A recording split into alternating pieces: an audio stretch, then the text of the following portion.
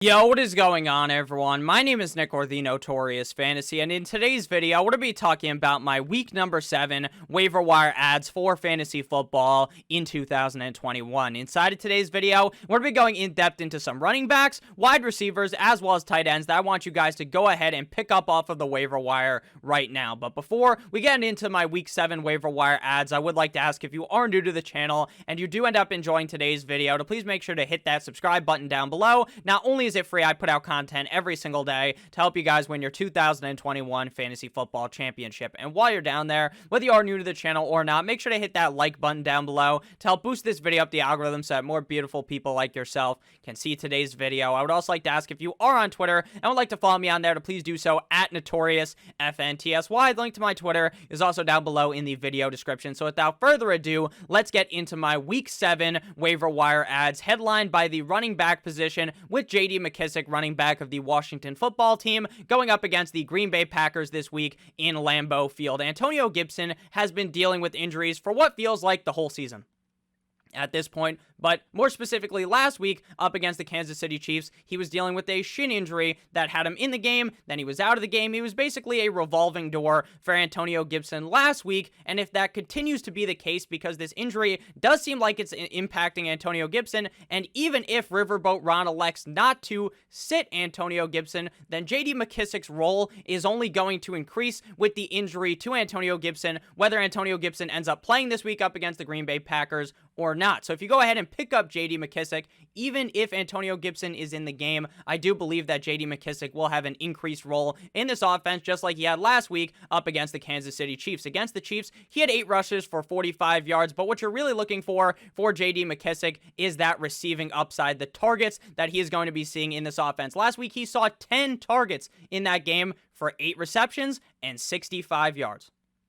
It is very hard to pick up any player off of the waiver wire, whether that's a running back, whether that's a wide receiver, or a tight end, that could potentially see 10 targets in a given matchup. And this week, going up against the Green Bay Packers, you would expect that the Washington football team is going to be down, because the Washington football team's defense sucks complete and utter donkey dick. So you would expect that the Green Bay Packers are going to put the pedal to the metal and really stomp on that Washington football team defense. And if that is the case, then the Washington football team is going to have to throw more into the game. And while J.D. McKissic is not a receiver, he is going to be seeing a bunch of targets out of the backfield if that is the case. And like I said, whether Antonio Gibson is good to go in this game, or whether he is riding the pine because Mr. Riverboat Ron doesn't want him to continue to get hurt, which would make sense, right? It would make sense to put him on ice, right? And just give it a week, or maybe give it 2 weeks and let him sit down to rest. Even if that does not happen, then you should still be very confident in J.D. McKissic, because I believe Antonio Gibson's role is going to decrease and J.D. McKissic's role is going to increase with that injury. Next up, we have Ernest Johnson, running back of the Cleveland Browns, going up against the Denver Broncos. Kareem Hunt is now on the IR, and he is going to be out several weeks with a calf injury. 9-inch Nicholas Chubb declared a couple of minutes ago to be out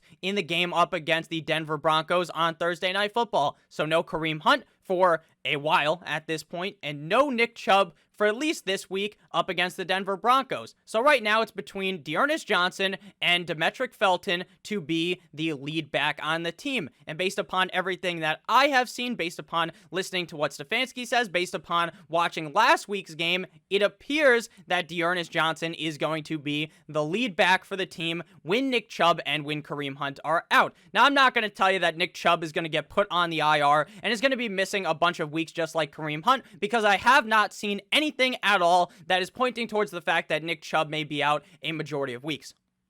Now, maybe he will be out next week as well, but this week we know for sure that 9-inch Nicholas Chubb is going to be out, and that means that the door is wide open for Ernest Johnson as well as Demetric Felton. Now, if you guys are looking at the running back rankings for the waiver wire ads right next to me on the left, you will see that I have Johnson ranked above Felton. Now, we will be talking about Felton a little bit later, but everything that I have seen leans to Ernest Johnson being the guy in this backfield. Week 6 up against the Arizona Cardinals, he had 1 rush for 2 yards and 1 reception on 1 target for 7 yards. But remember that the game script in that game was not at all good for any of the running backs because they had to throw the ball because they were down by 7 million in that game up against the Arizona Cardinals. Imagine what's going to happen this week up against the Denver Broncos, where in my opinion, they will at least be in a close game. Maybe the Cleveland Browns end up losing because Baker Mayfield is banged up. They have all these injuries on the team. Maybe they lose the game, but at least they should be able to keep it close, whereas last week they got their backs blown out by the Arizona Cardinals. So I like Ernest Johnson. He seems to me like more of a 1-week rental, but if Nick Chubb does miss some more serious time, which I'm not projecting but is entirely possible, then Ernest Johnson will be a steal off of the waiver wire right now. Next up, we got Ramondre Stevenson, running back of the New England Patriots, going up against the Jumbo Jets in New England in the game this week. Damien Harris is banged up yet again. He was banged up 2 weeks ago. He was banged up last week. So, will we see him play in this game? Probably, right? Because Damien Harris is a tough son of a bitch. He plays in every single game, even when banged up. But at the end of the day, that still opens the door for a huge matchup here if Damien Harris's load in the game is reduced and Ramondre Stevenson gets to step in up against a bad Jumbo Jets defense. He appears to be the number 2 running back regardless, even if Damien Harris does end up playing in this game. I feel as though Stevenson's role is the number 2 back on this team, and with James White out for the rest of the season, we could be seeing a lot more of Ramondre Stevenson. Week 6 up against the Dallas Cowboys in a game you wouldn't expect all that much from the running back position, right? Because the Dallas Cowboys defense is pretty solid. In that game, he had 5 rushes for 23 yards and a touchdown after Damien Harris ended up going down in that game. Then Ramondre Stevenson got thrown into the game and he ended up scoring a touchdown. He also had 3 receptions on 3 targets for 39 yards. And if you are down tremendous at the running back position, even if Damien Harris was to play, I think Stevenson is worth a shot up against the Jets defense. Next up, we have Rashad Penny, running back of the Seattle Seahawks, going up against the New Orleans Saints. Now, Alex Collins hurt his hip / his glute up against the Steelers and could miss this week. Is it 100% right now? No, but he could end up missing this game, and that would elevate Rashad Penny to the starting role. Penny has played just 1 game on the season, didn't play that great in that game, but he wasn't given that much opportunity because Chris Carson is the lead back on the team, and he is coming off the IR, and everything I've seen out of Pete Carroll, the talk of Rashad Penny is that he looks fast, that he looks quick, that he looks good in practice, so I'm very confident that if Alex Collins was to not be able to go in this game because of that hip / glute injury that he got up against the Pittsburgh Steelers, then you should be somewhat confident in starting Rashad Penny. Now, this is a game that may be a complete and utter fucking blowout by Jameis Winston and the New Orleans Saints because the Seattle Seahawks looked like shit last week up against the Pittsburgh Steelers. But Nick, the game went to overtime. I understand it did, but that's because the Pittsburgh Steelers offense looked bad.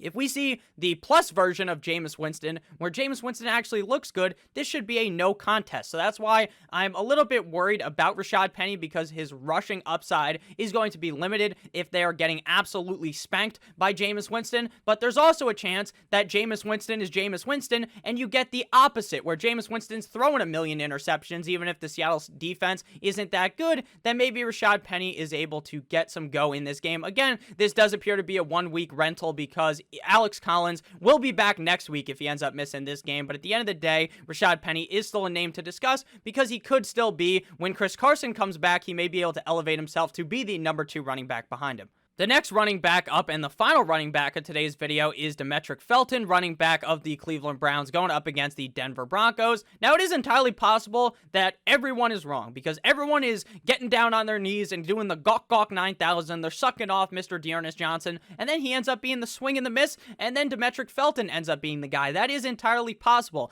This is a backfield that likes to run the ball aggressively with Kevin Stefanski, so don't be surprised when both of them are on the field very heavily. It's the same thing with Kareem Hunt and Nick Chubb. Now, this is like the completely watered down version of that, right? But it's still the same team, and they're still going to run the ball likely just as much. So I expect Felton to be utilized on the team. We'll just see this week who really is the guy. Gun to the head, like I said, I believe it is Ernest Johnson, but we could all be wrong. It could be a swing and a miss, and Felton could be the guy. Last week up against the Cardinals, he had 2 receptions on 2 targets for 14 yards. He was not used at all in the rushing attack, so maybe we see this be like a Kareem Hunt and a Nick Chubb scenario where Ernest Johnson might be Nick Chubb. He might be seeing a majority of the rushes, but then Demetric Felton is going to be seeing all of the receptions. And if that is the case, then both of them are going to be usable for fantasy football. But again, how long out from this week Are they going to be usable? Because I understand that Kareem Hunt is out, so that opens the door for one of them, right? Because Kareem Hunt is out for multiple games. But if Nick Chubb returns next week, then how worth it is it to add Demetric Felton? But what I will tell you is it is worth the shot to potentially get the leader in the clubhouse in fantasy points on the Cleveland Browns, even if it is Demetric Felton who you're going to be able to get on the cheap compared to Johnson. So if you guys have ended up enjoying the video thus far, before we pivot on into the wide receivers, I would like to ask if you have ended up enjoying to make sure to hit that subscribe button down below. And while you're down there, make sure you hit that like button as well. Next up, we got the wide receiver position headlined by Rashad Bateman, wide receiver of the Baltimore Ravens, going up against the Cincinnati Bengals. Now, last week, I was a lot lower on Rashad Bateman than I think a lot of people were, because a lot of people were expecting him to just get injected directly into this offense and have a huge game. Now, the Baltimore Ravens absolutely shit-kicked the LA Chargers. And it's surprising when you look on paper, when you're looking at the main fantasy players on this team, they didn't play all that well. Mark Andrews didn't have this humongous game. Lamar Jackson was a huge disappointment, even though they beat down the LA Chargers. Hollywood Brown was a disappointment as well. Everyone, including myself, projected that game to be a high-flying back-and-forth affair between the LA Chargers offense and the Baltimore Ravens offense, that this was going to be a very high-scoring game, a very pass-heavy attack, but it was quite the opposite. Because the Ravens ran a train on them. They were able to run the ball very effectively. Le'Veon Bell found his way into the end zone. So everything kind of went wrong for all of the normal pieces of the Baltimore Ravens. But Rashad Bateman did show me something, and that was that he is the clear number 2 wide receiver in my eyes on the Baltimore Ravens behind Mr. Hollywood Brown. Despite missing the first 5 games of the season, it was basically like he never missed time at all, like he was never even gone, and he just had a very big workload in that game up against the LA Chargers. In the game, he had 4 receptions on 6 targets for 29 yards. Now, there's no reason for 29 yards to make you just blow your load on your fucking computer, on your phone, on your TV, however you're watching this video, but what it should tell you is that he is going to be involved in this offense, and up against the Cincinnati Bengals this week, it may just be a smash spot. Next up, we got T.Y. Hilton, wide receiver of the Indianapolis Colts, going up against the San Francisco 49ers in San Francisco. T.Y. had his return game after missing the first 5 games of the season up against the Texans this week, just like with Rashad Bateman. In this game, T.Y. Hilton went 4 for 4 like he was at Wendy's, 4 receptions on 4 targets for 80 yards. Now, T.Y. Hilton is a player that I'm not all that excited about because I understand that Michael Pittman Jr. is probably still the main receiver on the team. And I also understand that he did this well up against the fucking Houston Texans, where most wide receivers are going to have an excellent game up against the Houston Texans. Now again, if the Colts are kind of turning the corner, they're going from being a complete and utter fucking disgrace at the beginning of the season, and then they continue to get better and better as the season goes on, then maybe T.Y. Hilton is worthy of an ad. And that's why I'm talking about him right now, because I still think he has some juice left in him, but I am nowhere near as overwhelmingly excited as a lot of people seem on T.Y. Hilton. My next wide receiver up at number 3 is Donovan Peoples-Jones, wide receiver of the Cleveland Browns, going up against the Denver Broncos. Now, Odell is hurt with that shoulder injury, and he is in doubt to play on Thursday Night Football. Jarvis Landry, he may play, he may not. Again, this is Thursday Night Football. Baker is also banged up, so we might see Case Keenum. So there's a lot of fucking things pointing against Donovan Peoples-Jones. Now, Donovan Peoples-Jones looked great last week, and I'm not going to deny it. He had 4 receptions on 5 targets up against the Arizona Cardinals for 101 yards and 2 touchdowns. But then, when you put that all into kind of perspective, one of those big catches is why his numbers are so inflated. He gained 57 yards and a touchdown on a Hail Mary. Now, can he do that this week up against the Broncos? Probably not, right? Probably not. But if Odell is out long-term, then this is where the value really comes in for Donovan Peoples-Jones, as well as the fact that Kareem Hunt being banged up would make me think that maybe the other wide receivers in this offense will be more involved.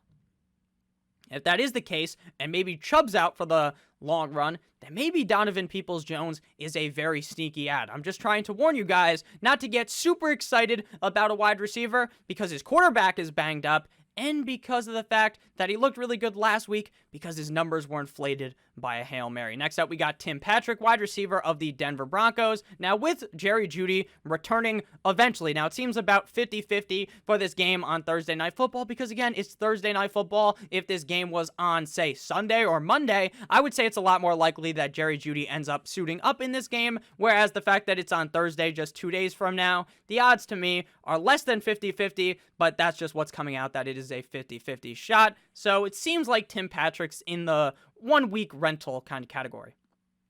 Because once Judy's there with Sutton, I just don't expect that Tim Patrick is going to be this consistent as he has been thus far this season. Week 6 up against the Las Vegas, turn your volume down, Raiders. He had 3 receptions on 6 targets for 42 yards and a touchdown.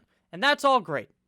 It is. It's all sunshine and roses. But what happens once Judy's back? Now, again, I don't expect Judy to be back this week, so I expect a smash spot up against the Cleveland Browns. But after this week, you might want to kind of simmer down a little bit on Tim Patrick. Final wide receiver to add is Michael Gallup, wide receiver of the Dallas Cowboys, who's on a bye this week. Interesting to talk about Gallup because you can pick him up right now when he's on the bye because he's been out since week 1 up against the Tampa Bay Buccaneers. He did play in that game. He had 4 receptions on 7 targets for 36 yards. So you can pick him up right now and stash him because everyone and their fucking mother is going to be talking up Michael Gallup next week when he's coming off of the bye week, when he can actually play in a game. So add him just 1 week early, pick him up 1 week early. Now I understand, but Nick, the Dallas Cowboys, they have so many wide receivers. They have CeeDee Lamb, they have Amari Cooper, they have Michael Gallup, they have Dalton Schultz. Zeke gets the ball too, so does Tony Pollard. How does Michael Gallup have any value? And I will explain this to you in the simplest of terms. Michael Gallup is on one of the most high-octane offenses in the NFL in the Dallas Cowboys. If there was an injury ahead of him, I don't root for injuries. I'm not rooting for injuries. Knock on wood. I hope none of them get injured. But if there was an injury in front of him, he would instantly slot in as the number 2 wide receiver.